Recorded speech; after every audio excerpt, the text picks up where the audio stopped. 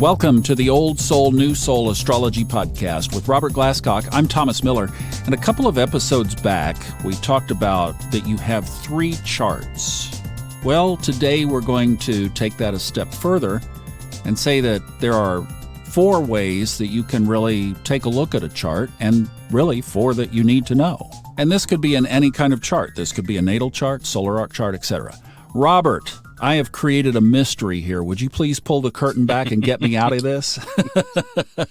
It's a challenge, but I am a big believer in keeping things clear and simple to the degree that you can. And most astrologers, I think, when they are confronted with a horoscope, are confused about where do I start? And to me, if you go back to, let's say, I think it was Shakespeare, all the world's a stage, and we are merely players strutting and fretting our poor hour upon the stage, whatever that. But all the world is a stage. And I think of these 3 things in particular, and then there's a 4th one. The planets they represent types of energy. The sun is the life force, for example. Mars represents assertiveness, ambition, drive, persistence. It also represents anger, violence, so on. Venus is the planet of love and attraction and happiness and security. It's actually on an interstellar level. Venus is the archetype of gravity. Attraction and repulsion, for example. Neptune is the archetype for the energy that transcends physical reality or physicalization. It goes deeper into the Piscean, watery areas of life. So each planet, Mercury is the archetype of thinking, particularly critical thinking and communication. So how you speak, how you use your hands, what you think about is shown by Mercury. The moon is how you feel. It's your response mechanism to life. And so on. So each one of the planets represents these types of energies, and the signs that they are in, the signs, represent scripting. How the planet then behaves and the script that it's supposed to follow at birth. And the houses represent the house that the planets are in, and those signs represents the area of life where that planetary energy and that script, that story is acted out, what area of life. So it's like the stage set the houses are. So there you have it, planet signs and houses. And and then the final 4th thing to be aware of is derivative houses, by which I mean the first house rules you as a person, your rising sign, your first house, that's you, summarizes your whole life. Your spouse, your mate, is ruled by the 7th house. All right, so if you want to know about your money and how you handle it, how you earn it, you look to your 2nd house. If you want to know about your mate's money, your partner's money, you look to their 2nd house. This is called derivative houses. Their 2nd house is your 8th house. And so on. You want to look at your own higher education, you look at your 9th house. You want to know about a partner's higher education, you look at his or her 9th house, which is your 3rd house. So using derivative houses like this, you can look at anybody of any significance whatsoever in your life and read what's going on with them as well. Okay, derivative houses. Now, this is interesting because you use that a lot in your interpretations. I first saw it doing the horary classes with you, where you basically reposition the chart in your mind. So, for example, you might move the 1st house, you talk about relationships, to the 7th house.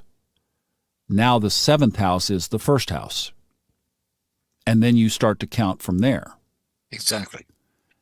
So I know that this can be complicated for people to grasp in their mind, that all of a sudden And you just get familiar with that the first house is over there at the 9 o'clock position, and now you're starting to count the first house on the other side of the chart.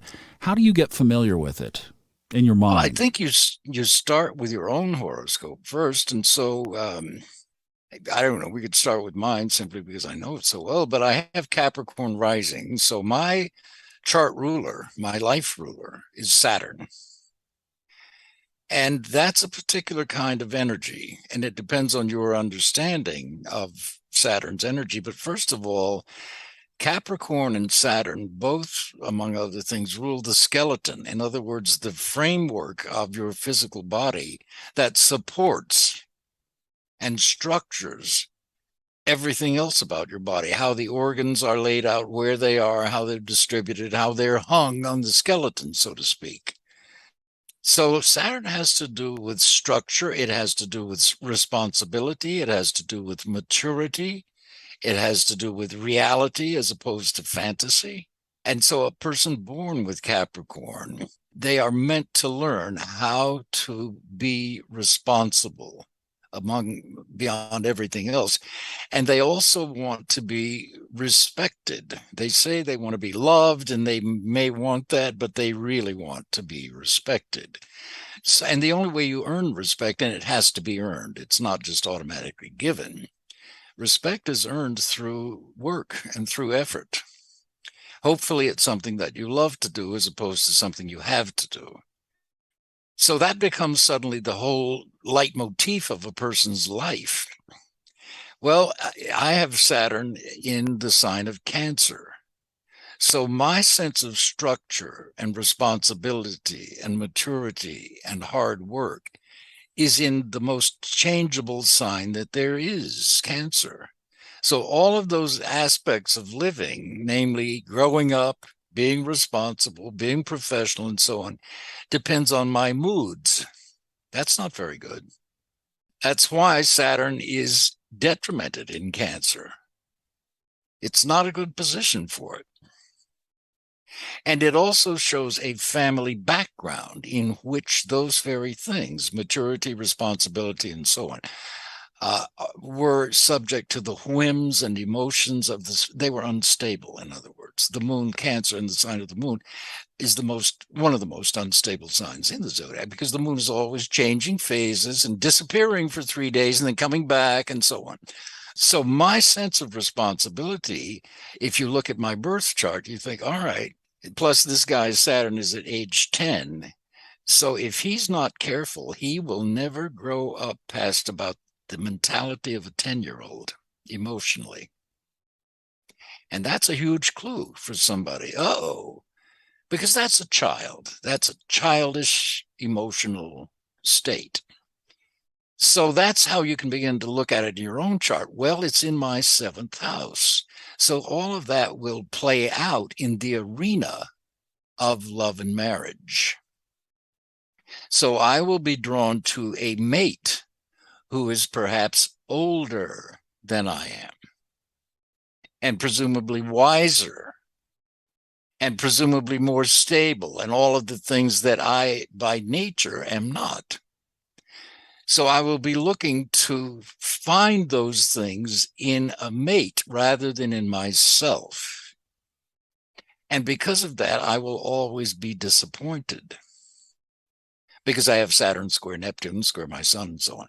So that's how it works in your birth chart. Well, by the same token, I could look at the mates that I've had, the partners I've had in life, who indeed have been older, and see them as I perceive them. So Saturn in my 7th house tends to indicate, because of the hard aspects, that I will either choose partners who will ultimately leave me, or ultimately I will leave them. Because what I really love in my life happens to be the Venus trining my Saturn and the Jupiter sextiling my Saturn. And those two things are in my house of career, and Venus rules my 5th of creativity. So it turns out, I didn't know this starting out, I really love my work, my creative life, and my intellectual life, that 9th house, more than I love the idea of being married. Didn't think I did, but that's the truth. So you can begin to get these insights into the kinds of people that you attract into your life or that you are attracted to. And the same goes for every house, really. I can look at, say, Pisces is on my third house. So my third house is scripted by the sign of Pisces there. The house cusps are externals. The planets are internals. The planets are energies inside of you. The houses are situations and arenas in life or people in life who are external. So your external conditioning is shown to you by the house cusps, the signs on those cusps. So I am scripted at birth to think and communicate, third house, like a Pisces. And this is true for me. From very young, my dad was a musician, put himself through college with that. I started taking piano lessons at 6. I started taking art lessons at 6. The arts already. I was acting at 6. More conditioning. Pisces often will indicate secrets, for example. Secrets connected with siblings on the third house. This is scripted. So indeed, I do have a step brother from a very alcoholic family, just as mine was, Neptune and so on and so forth. So you can begin to get insights into each area of your house by the scripts that are on those house cusps. I have Aries on my fourth cusp, and that is scripted already from birth, and I have the moon in Aries right there. I'm scripted to be independent of my family. My moon squares my Saturn at birth. And seriously, from the age of 10, I realized as much as I loved my family, and they loved me too, I didn't like them. I didn't like the region of the country I was in. I didn't like the community I was in. I didn't see any role models around me and other families and parents that I wanted to be like. I couldn't wait to get the heck out. And it took me until, well, I was 17, just to turn 18 when I went to college in Nashville. But then at 20 is when I moved to Los Angeles. And that really, and I can remember thinking, Thomas, oh, thank God, now I can raise myself. So I was born eager to get away from my home and family and go make my life somewhere else because I could not do it where I was born. You see, the scripting on each of these houses will tell you a lot about those house matters as well as the planet that rules it. It's interesting that you came back for your mom when she was toward the end of her life. Yes. More than interesting, it was my mother and my stepmother, who I could see in my chart were likely to die in about 3 years. But more than that had happened, and I loved Los Angeles for the 30 years I was there. I never wanted to move back to the South, adamantly did not want to. I told my mom on the phone after I'd been in 20 years in Los Angeles. She says, "You're never coming home." Well, I used to visit here every year and a half or so. But I said, "Mother, I would rather die than move back to the South." That's how much I didn't like it. And I meant it. And then, God has a way of really nudging you. So when I realized that I saw in my chart they were likely to die, meanwhile, my career as a television writer was coming to an end. Meanwhile, I lost my condo in the 94 earthquake. And suddenly all of that life in Los Angeles was very clearly coming to an end, which was difficult enough for me to face because I loved it. But I knew that I wanted to be here in Arkansas for the deaths of these two people.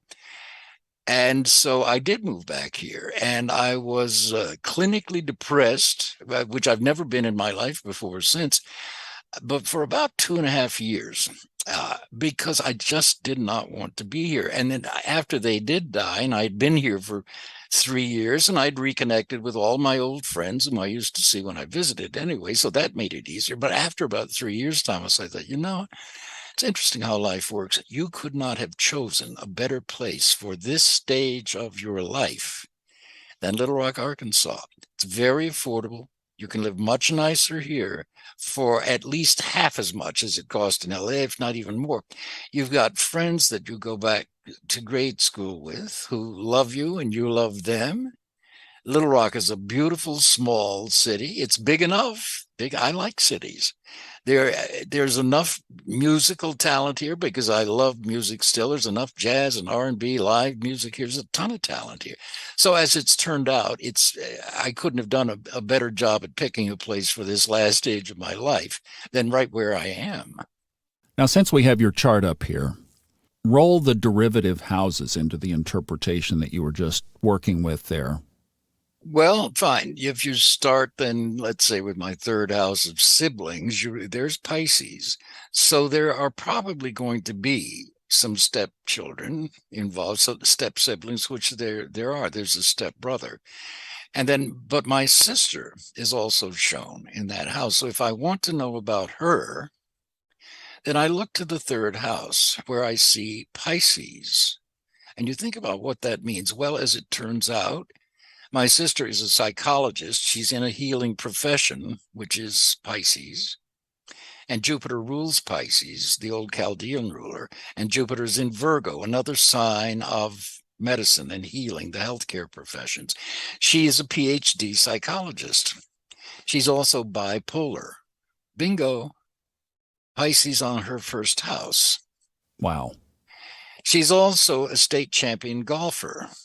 And she always will be the women's state champion golfer because at age 15, she had won the juniors so many years in a row that the women's state golf tournament said, we're going to let you, you're supposed to be 16. We're going to let you play. She won the state champion at 15, 16, 17, and 18. And you have, once again, Jupiter, which naturally ruling Sagittarius, and the legs, the limbs, golf, sports, all of that. So there she was. But it's interesting to me, the bipolarity. So you can see that conditioning there. And then I do have a stepbrother who, sadly, he and his wife, his second wife, well, his first wife too, are both, I just have to say, severe alcoholics, all conditioned by. So I come out of a background with Pisces on my third. I am conditioned, A, to play the game or to participate in the alcoholic family script, and B, to be very spiritual and metaphysical, which I am, and which, of course, has saved my life here. Smoking also goes along with Pisces, those kinds of bad habits. And so you can see how I'm conditioned to be, frankly, to be bipolar, if not a total alcoholic. Well, I knew enough, just psychically, at soul level, that I knew that I had to get away from that environment as soon as I could. Well, you can't support yourself until you get up, old enough to do it.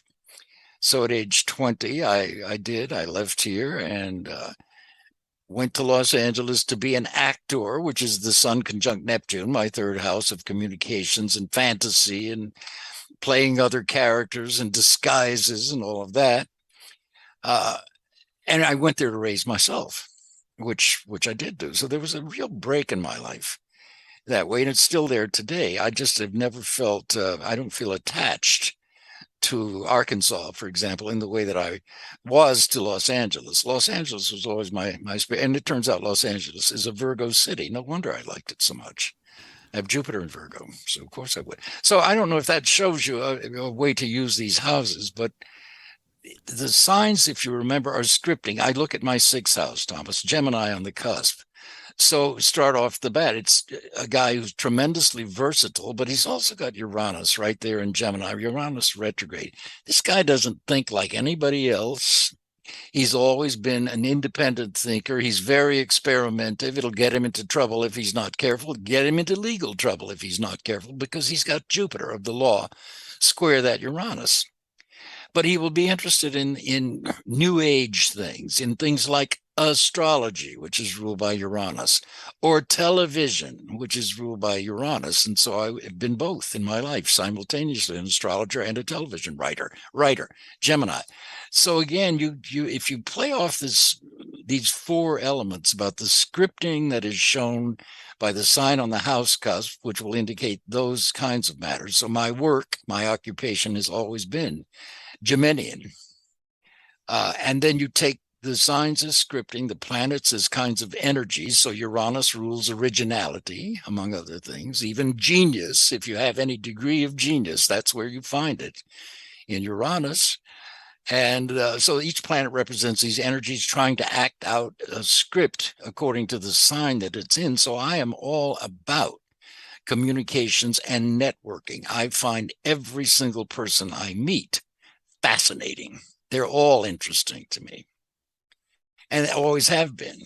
So I've had to learn to be discriminating, because why waste time with crazies, except I find them interesting. Now, I don't have crazy people in my life today, but certainly in Los Angeles, I did. And I also have some fascinating people. So that whole idea of networking is Gemini. Plus, since the sixth house is your house of psychological self-integration, that's how I put myself together. I think differently. I've never felt that I've never felt like I belong to any group, and still don't. Groups per se, you can get lost in them, I guess. So I'm always felt independent in that way. The greatest compliment I ever had paid to me was at my, I think, 60th reunion, or 50th or something, 50th, I guess. So one of my classmates' wives, hadn't seen him in 20 years. We got to talking outside. And he emailed me after the reunion was over about a week later. You know what my wife said about you? That Bob is his own man. And I told Rusty, I said, that's the greatest thing anybody said to me, because it's true. I've wanted to be and had to be my own man. I didn't see any roles modeled for me that I wanted to plug into. So I found my own. And that's all there in the horoscope that way. I don't know if this is answering your question or not. Well, what it's done, and I'll tell you guys something, that how I've listened to Robert, what you just heard, what I would have done is I would sit there with my probably iPad, and I have a keyboard on my iPad, and I can type pretty fast on it, and I would have taken notes, or you write them down, but if you have them digitally, then you can search them. And he just showed you how to read a chart. You can, and you might not have the same placements, but the same embellishments that he puts into it, you can do for yourself. And that's exactly what he's talking about, how to put all of this together. And over the course of all of the episodes in these podcasts, he's going to eventually address all the positions and all of the different configurations. We'll get there. We'll get to them at one point or another somehow. But he will drop these little points that if you capture them, then you can synthesize these things for yourself. Now, one thing I'd like to ask, Robert, if we could step back to something that I picked up on when you were talking about your sister. You and I both have one sibling. You have a sister, I have a brother. What about people who are interested in looking into that third house, but they have 4 or 5 or 6 or 7 siblings? Good question, Thomas. If you think about that, and this is a wonderful question, actually, it has to do with series of things, a series of siblings. It can be a series of, for example, at one point I was thinking about buying a new car. And I had several options. Well, the first option was ruled by the house that rules the question. And then here's how you do it. The oldest sibling, your oldest sibling, is ruled by your third house. And since we're talking about a series of related things here, namely siblings, your second oldest sibling is ruled by the third from the third, namely your fifth house. If you have a third oldest sibling, he or she is ruled by your seventh house, the third from the fifth. And so on. So you start with the first sibling, who is your oldest sibling, ruled at the third house. And then the sibling of the sibling is the third from the third. The next sibling of the sibling is the third from the fifth, which is the seventh, and so on. So this is derivative houses because That's derivative houses. now That's we've exactly made the right. third house then becomes the first derivative house. The fourth house is the second derivative house, and the fifth house is the third derivative house. Does that make sense? So that's where he's saying that the fifth house is the third related to that firstborn sibling, thus the second. I hope that makes sense because I know people might get a little stuck there. You're basically rotating the wheel around, if you will, so that if the third house suddenly could be in the position of the first house, then you start counting from there. Now you're back to 1, 2, 3. There's the fifth house. That's your second sibling. Yeah. So in other words, if I look to my first sibling would be my sister. She's shown at the third house, but you have Pisces there, which indicates it could indicate the loss of a sibling, depending on these other aspects. Or it could indicate a step sibling, which it does in my case. Well, if you wanted to know about my step sibling, then he would be ruled by my fifth house, which is the sibling third from my third. So the third house in my chart is my oldest sibling, my sister, my only blood sibling. The stepbrother would be ruled by the fifth house in my chart, which is ruled by Taurus and Venus in Taurus, which is ruled by Mars and so on. So you can read them that way in a series. If I had another sibling or step sibling, that one would be ruled by my seventh house and so on. But you can use it, for example, if you're trying to decide what car is best to buy, you might place the first car that you're thinking about in the third house of cars. And then the second car that you're thinking about, you would locate that one in your fifth house, the third from the third. If you had a third car you were looking at, that would be in the seventh house. And then you could begin to look at the aspects to the planets in those houses or the rulers of those houses, see which one's best configured and why, and make your decision that way, which is exactly what I did. I've used this so much all my life, Thomas, in very hardcore financial and practical decisions. And it's amazing how much information you can get. Well, that's why we need to put this horary thing together, show people how to do this for sure. And dropping the question into the right house is also very important too, making sure that you know exactly which house is the original intention of that question. You know, you raise a good point there, Thomas, because in fact, in the astrology course and the horary course that I teach for Kepler College periodically, I show them. I had gotten a letter from Honda Corporation, for example. I was leasing a Honda, and and this was only a year and a half into the lease, a 3-year lease.